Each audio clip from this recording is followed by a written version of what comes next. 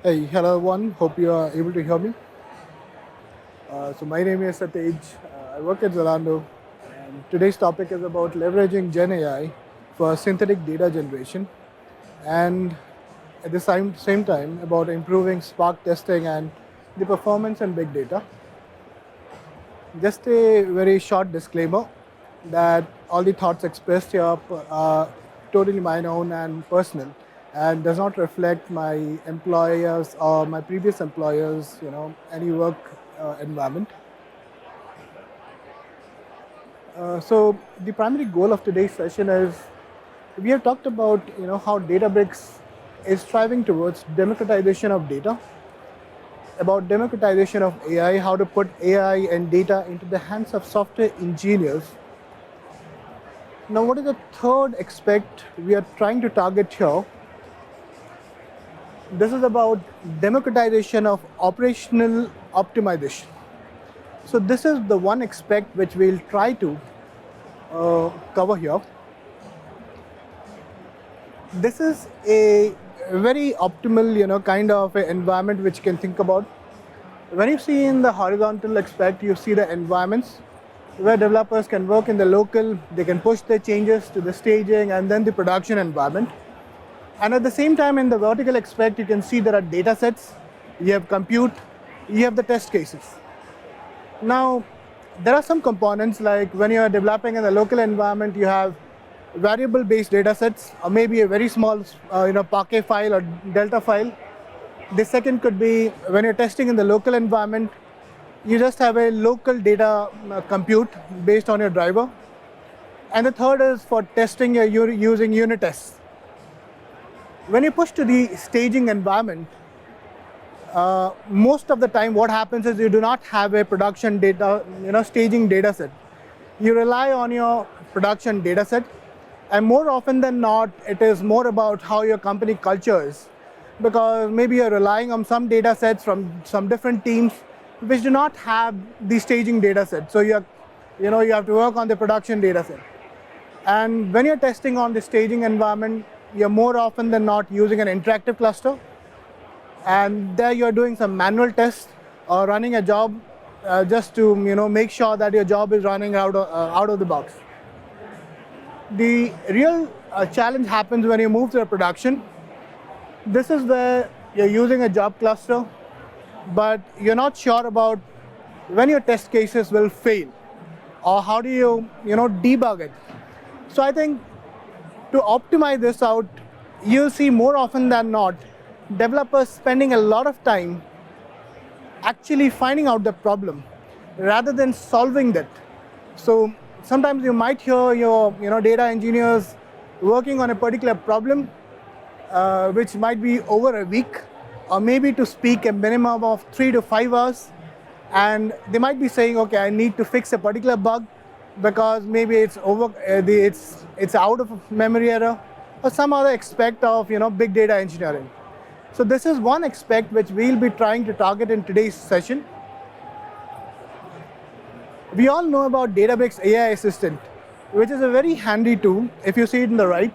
So whenever you write something and you make some error, it can give you some handy tools, and you can very quickly question it.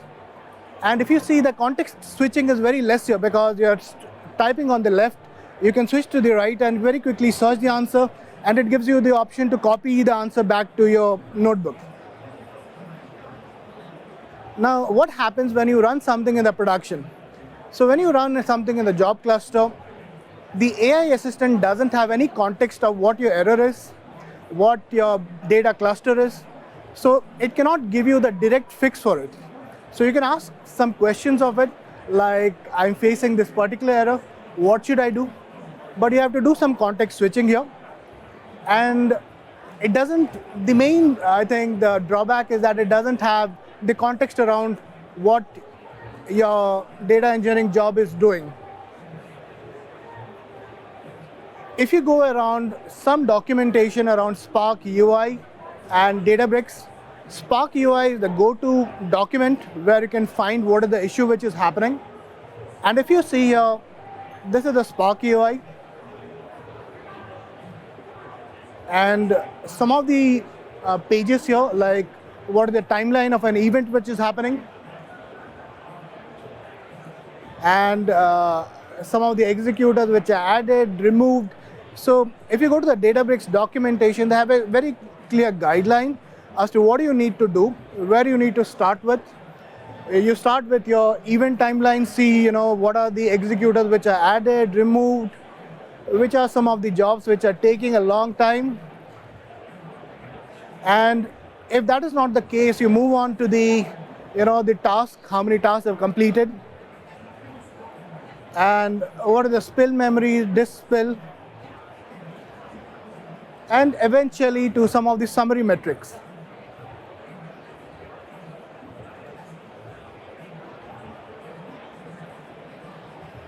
And once you figure out the problem, then comes the solution part, which it could be an optimization solution. You need to write some optimized code, or you need to make some configuration changes very specific to your maybe SQL or the environment which you're working upon, or the format change. Maybe it requires you're working on Parquet, you need to convert it to Delta.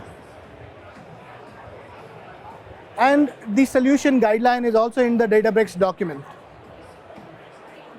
Now, if you think about this, one of the very core challenges is the documentation is somewhere in the browser, and you are on another tab where you're facing the whole job cluster error. Now, you have to switch a lot, right? And you could be an expert here with 10 to 15 years of experience in data engineering, and this could be a very cool aspect for you to debug it, find a problem. But think about someone like 3 to 5 years experience. They come into your company, they want to work on this, and they face this problem. So one of the very first things which they will say is how to optimize this. They have two options. One is to go through this documentation, read it one by one, and figure out some of the concepts, because I think the documentation is clear, but if you go into it very deep into some of the structural elements which you need to understand. The second part is, once you understand it, you have to follow the sequence, like checking from one page to another to see where the actual issue lies, and then make some changes to it, and eventually see if it fixes your problem. So the actual problem in this, if you recognize, is finding out the problem, not solving it. So one aspect is all of the Spark UI which we saw right now is all generated from a single log file.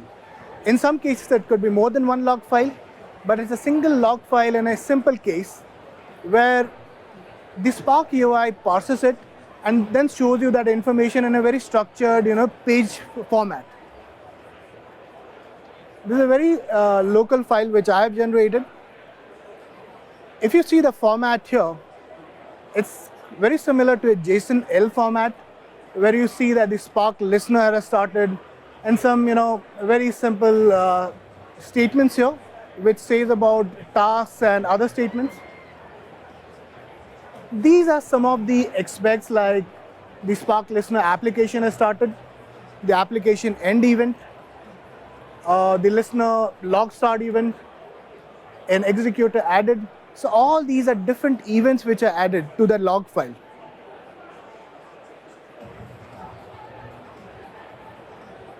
Now, this is where the event log is. So it tells you about the completed jobs and the stages it comprised of, and the number of tasks within each particular stage. And it's a very hierarchical element of size. Now, one aspect, if you think about, is that it's very manual enough. It's very sequential if you think about. If you think about the aspect, you have to go through some documentation. If you have your context, you can find it and query about it and correlate.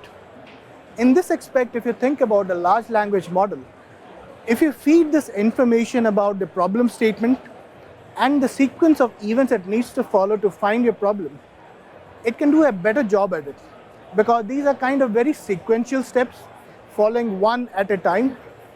And if I think about these 5 lines which are from the documentation of Databricks, it tells us what to do in a stepwise manner to find out the problem. If I just feed these statements to the large language model, it can also go through my logs instead of me going to the UI. So it can find the solution for me. And this is what a very few short example I can give it. I can give it some examples. Okay, this is a log. This is what the solution looks like. And if you think like there's a user query to it, and the event context, and there's a prompt, and also the solution doc, because not only it has to find the problem, but also give a solution to me. And this is more of a better way to put it. Now, if you think about it, it's a very simple large language model with the context feeding, and it's more about prompt engineering. It's simple, it's a good starting point. But some of the cons are you don't find the exact solution because your context could be very long, and you always have a very small prompt window. You cannot feed everything into it.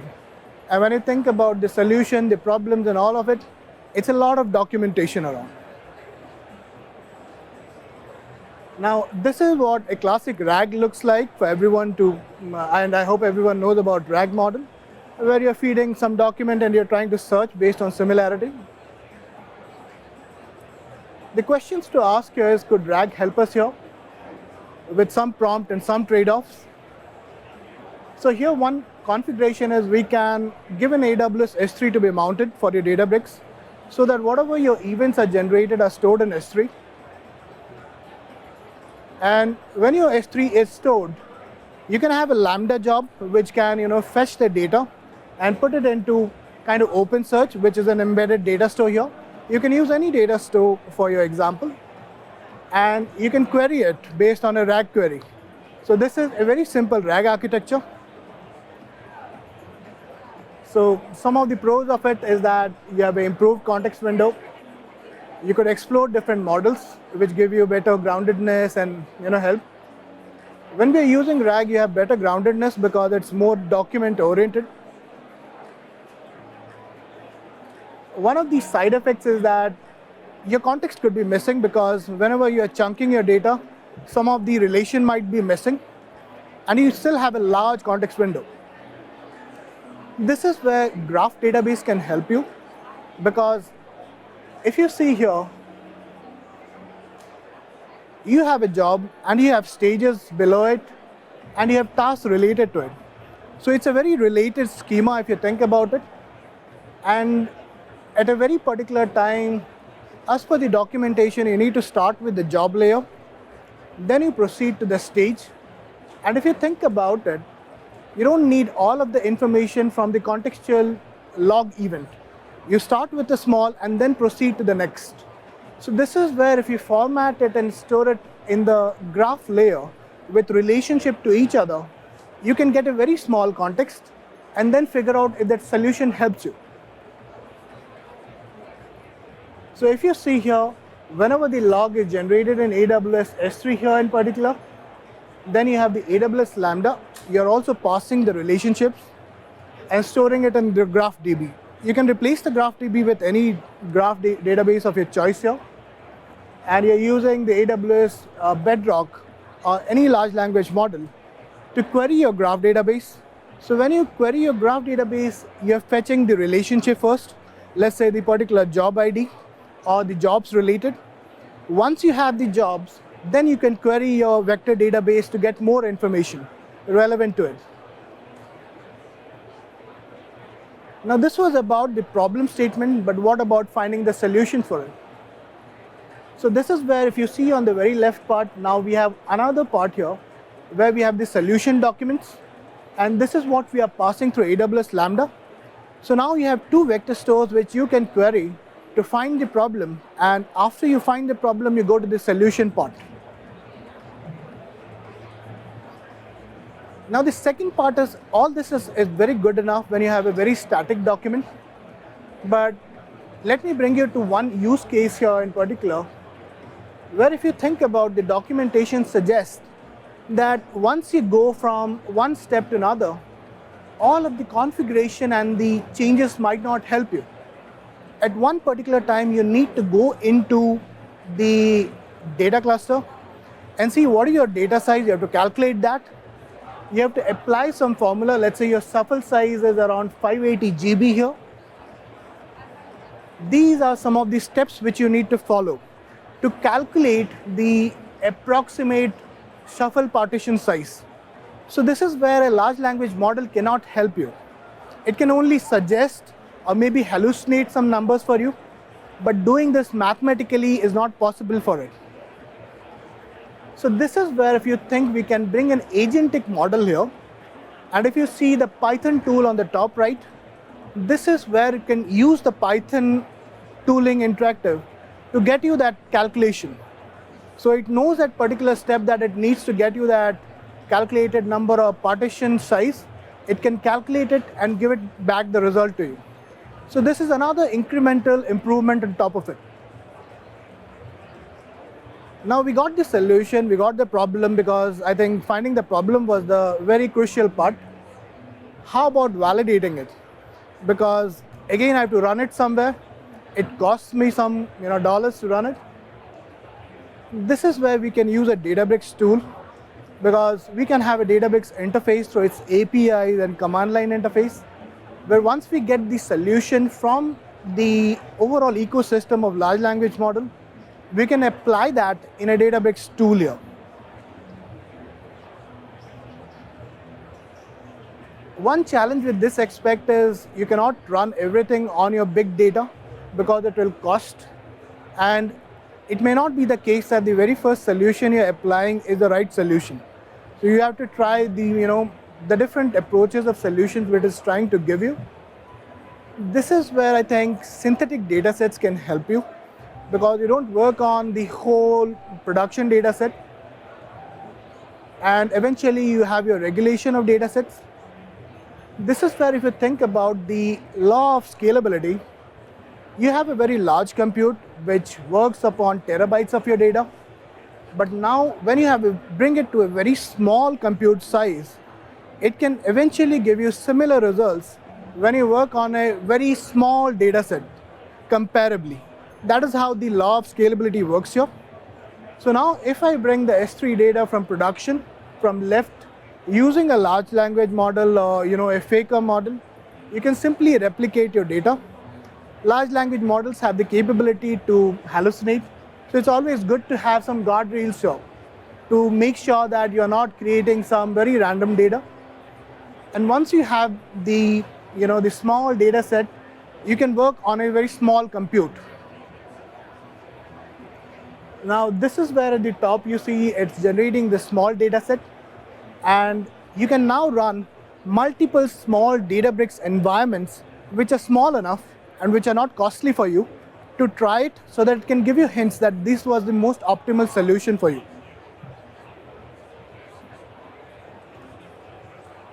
Now, very similarly, the other aspect of it is that feedback is very important. We saw a very simple one loop mechanism here, but if you think about it, it's a very iterative solution. You can go to the end, apply it, and get the feedback, and again think about a new solution to it. And if you think about as data engineers, we are doing that. We go about the solution, find the problem, apply the solution, apply it, and see what are the results. And we go back and feedback, So I think agentic AI really helps you here. So this is one example where, this is the output which the model gave. So the shuffle read and shuffle write, it got this output from the logs. And it also has the cluster size information. And here it is with the Python tool, it is able to calculate the optimal shuffle size, which is, the number of partitions should be 80 at the bottom. And the final solution which it gives me is that this configuration should be which I should apply it to. So some of the results of the findings are here, but I would like to point the last point here, where the time spent by a data engineer to find a problem from 5 to 8 hours to just 5 to 15 minutes is very predictable, because I'm not talking about the time to find the solution, but to find the problem. We don't want to spend time, finding the problem. We want to solve the problem. Right? So just a few points here I just wanted to share. User experience is very important when you're thinking about creating this interface, because where do you show this? because it has to be very contextual when the data engineer is working. Should I pack it all together? It may not be, because we are very experienced engineers who may not need this. You have to think about, how do I start incrementally by asking the user, okay, what do they need in first? The third is call to action. So whenever you're having a user interface, it's helpful, let's say, not to expose the whole Databricks environment to them, but ask them, okay, I have this Databricks tool. Would you like me to apply the solution here? So that gives you, kind of the feedback too, which you can receive. And we didn't talk about memory here, but whenever we are conversing with a large language model or an NLP interface, it's important to remember the memory or the past conversation so that it can give you very quick results. And the last 2 points are, I think observability is very important, because you cannot just expose this whole system to all data engineers. You may have some guardrails around, the cost structure, around the responsibility of the data engineers, the importance of the project, so that, because sometimes it can get out of your hands, the cost, environment altogether. This is a very small, introduction about myself. There are some of the books I've written. For all attendees of the conference, there's a Databricks 20 code which you can apply. There's another book coming for generative AI-driven application development with Java in the summer of 2025. I would like to hear, any feedback and how this idea resonated with all of you. Thank you so much.